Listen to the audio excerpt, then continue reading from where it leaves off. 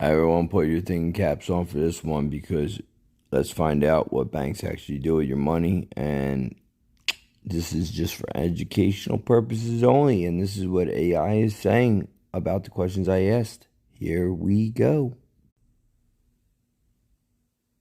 The loan is an asset for the lender, a liability for you. From the lender's perspective, the loan they've given you is an asset because you owe them money and they expect to receive interest payments. From your perspective, it's a liability because you owe the money back. 2. The deposit is a liability for your bank. When that loan money lands in your bank account, it becomes a deposit. For your bank, which might be the same bank that issued the loan or a different bank, this deposit is a liability. Why? Because your bank now owes you that money, and you can withdraw it at any time. 3. This deposit adds to your bank's funding pool. Here's where it gets interesting. While the loan was created by the lender, the act of depositing it into your account at your bank, let's call it Bank A, increases Bank A's overall deposit base. Increased lending capacity. Indirectly.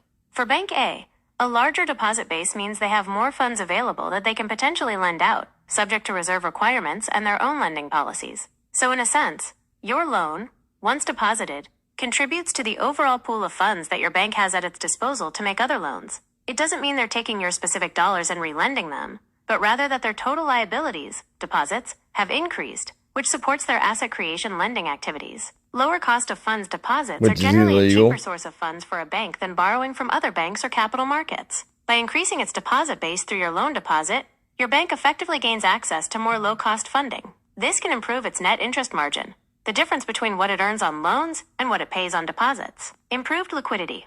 A larger deposit base generally means better liquidity for the bank, as they have more funds readily available to meet withdrawal demands or pursue new lending opportunities. The money creation aspect. It's crucial to understand that when a bank makes a loan and credits your account, it's often described as creating new money. It's not simply re-lending existing deposits.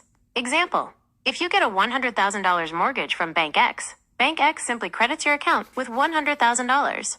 On Bank X's balance sheet, it now has a new asset, your loan, and a new liability, your deposit. The total money supply, specifically M1, which includes checking accounts, has effectively increased by $100,000 at that moment. The multiplier effect.